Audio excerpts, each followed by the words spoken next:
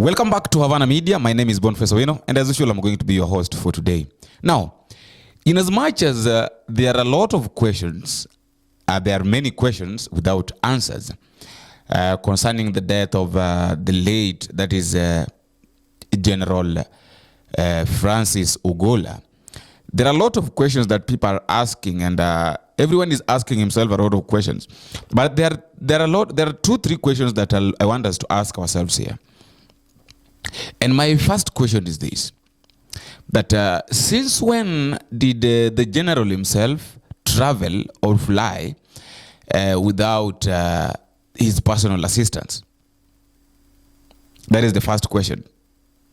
Since when did the general himself travel going anywhere? No, let us leave alone even the general. Since when did even the boss himself or herself travel without the personal assistant? But in this case of yesterday, we saw that General OGOLLA went on an errand without his personal assistant, that is Kipkemboi Keta. That is the first question. The second question is this. Since when did the general himself go to do something like, do things like school commissioning? Those are the questions that I want us to ask ourselves and answer in the comment section. But before we do that, I would like to give you a chance at the comment section. If it's the first time that you're watching these videos, please, you can just click the subscribe button, you like, you share, and also drop me a comment and tell me what you think and where you're watching us from. As I normally say, that feedback is normally the key thing in any form of communication. And also, thank you very much for those who have been... But a terrible day for Kenya. My wife, Ida, and I are deeply saddened and profoundly shocked by the passing of General Francis OGOLLA, the Chief of the Defense Forces. We join the nation in mourning his loss. General OGOLLA was a true patriot, a highly decorated soldier, and a consummate professional who served our country with unwavering dedication. Our hearts go out to his family, his colleagues in the KDF, and the entire nation as we grieve this immense loss. We also extend our heartfelt condolences to the families of the KDF team who are accompanying General OGOLLA. We know that at this moment, words will not be enough to console your tremendous grief. We pray the Lord may give you comfort. May the soul of all those who have departed find eternal peace. That is His Excellency Raila Amolo Odinga, and also Samia, that is the president of Tanzania, sent her condolences, and this is what she was saying. Nimepokea kwa masikitisho makubwa taarifa ya kifo cha mkuu wa majeshi ya ulinzi ya Jamhuri ya Kenya, Generali Francis Omondi OGOLLA, na wanajeshi wengine 9 katika ajali ya helikopta iliyotokea leo katika kaunti ya Elgeyo Marakwet. Natuma salamu za pole kwa rais na amri jeshi mkuu wa majeshi ya ulinzi ya Kenya, Mheshimiwa William Ruto, wananchi wote wa Kenya, familia, ndugu, jamaa na marafiki wote waliopoteza jamaa zao katika ajali hiyo. Poleni sana. Mwenyezi Mungu azilaze roho za ndugu zetu hawa mahali pema peponi. Amina. So those are the condolences of Raila Amolo Odinga together with Samia, that is the president of Tanzania. Now, the 2 questions that I've just asked, I want us to get an answer. Now, I asked you before, but how comes that the PA of OGOLLA did not accompany him during his commission to the school in Elgeyo Marakwet? This is the answer. There is someone who have tweeted here, and this person is called Kipkaie Kone, is saying General OGOLLA's PA is Major General David Kipkemboi Keter.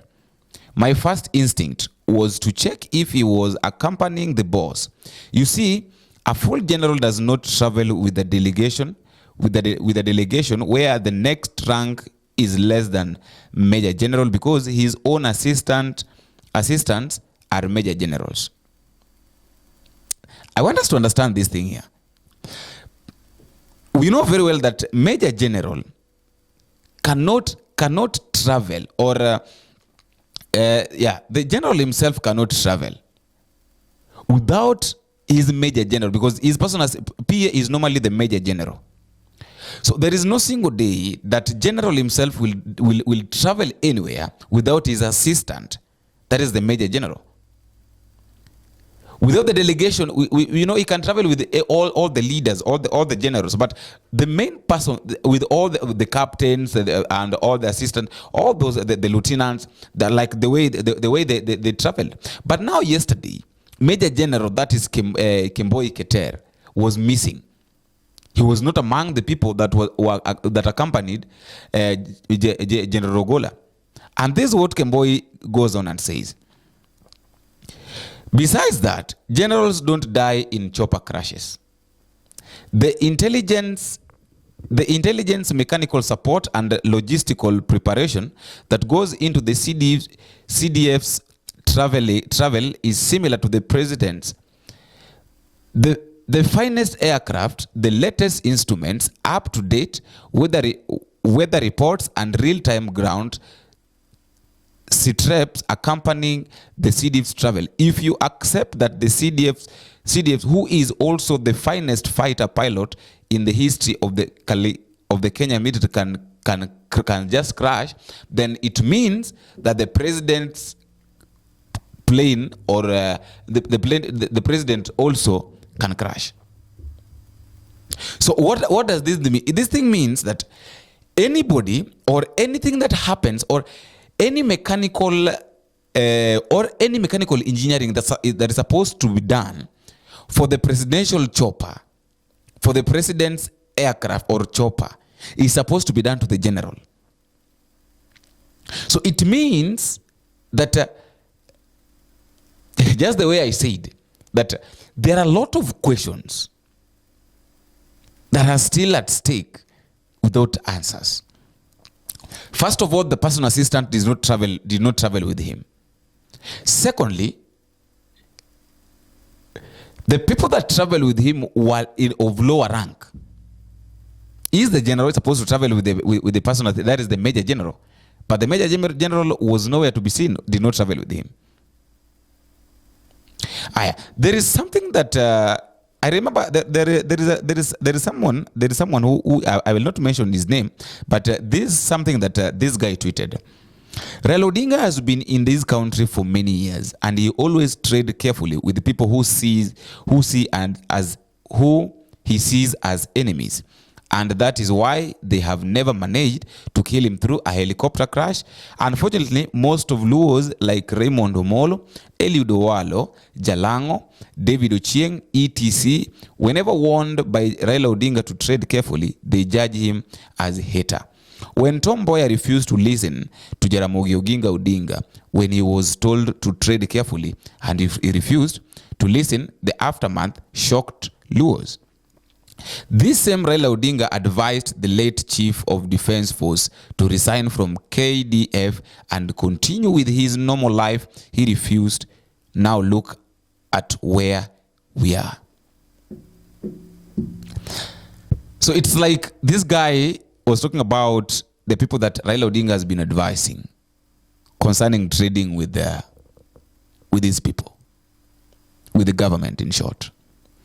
And he's saying that Raila advised General himself to resign from KDF because he had worked and his ears were more, but he refused.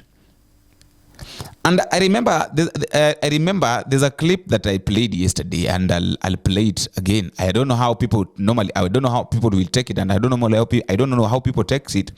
But I remember very well when William Ruto was saying that General OGOLLA is one of the people that tried to turn my election down. Even went to Bomas to confront Chebukati. I don't know how people took that word. Listen to this. I appointed General OGOLLA. General OGOLLA is among the people who went to bomb us to try and overturn my victory. Do you know that? But because when I looked at his CV, he was the best person to be general. I called him and I sat him down. I told him, my friend, you went to bomb us to try and overturn my victory. But because you are the... Now, another thing that we also have to understand is that there is no general. Generals don't just die. Because there is no general who have ever died in an office. Okay, generals maybe die, they die not only in Kenya. Generals maybe only die because maybe after they are retired, they are tired, you know, all their years. But now let us look at this. We have got people like General Mohammed. We have got people like General Tonje. We have got people like Kibwana, Kianga, people like Karangi, people like Mwadede and Kibicho. All these people are alive and healthy. Why is it that now General OGOLLA is the one that is dying and is dying in the line of duty? There is also something that really surprised me. We know very well that these guys... Okay, here's the thing. I want us to look at this thing this way. The plane crashed at around 2 p.m. But by 3 p.m., all these people were already at the State House National Security Council crisis meeting. How comes that at that time all of them were in Nairobi at the same time? And immediately when the alarm was raised that there's a meeting, all of them were present. And all of them attended the meeting. Why?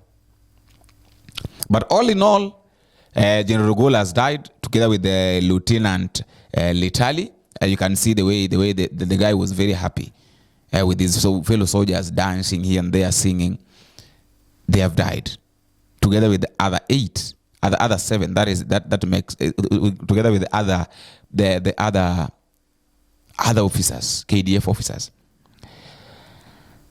But there is a request that from the General OGOLLA gave or left, that in case he dies, he's supposed to be buried within a period of 72 hours. It means that General OGOLLA's body will be laid to rest probably on Sunday, because let's calculate. Yeah, today is Friday, then tomorrow will be Saturday. That is 48 hours. Then 72 hours will be on Sunday. So General OGOLLA's body will be laid to rest on Sunday, because that is according to his request. You know, in as much as we are mourning, we can also not go against his will that he be buried within a period of 72 hours.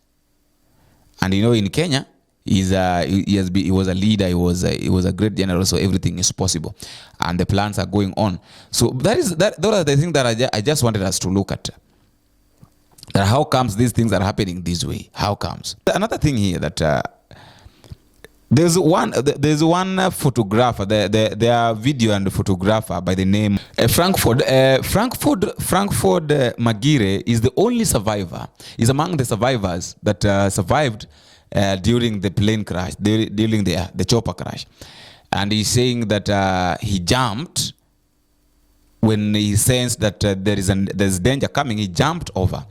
And the people that rescued him were saying that they could have rescued many people, but it's quite unfortunate that the moment the chopper landed, that is when the fire broke and the fire started coming out. So we wish Frankford quick recovery, and also we pray that may the souls of other leaders or other soldiers who have died, may their souls rest in eternal peace. And until we meet again, I have been your host, Boniface, but I also want to hear your view at the comment section. Bye-bye.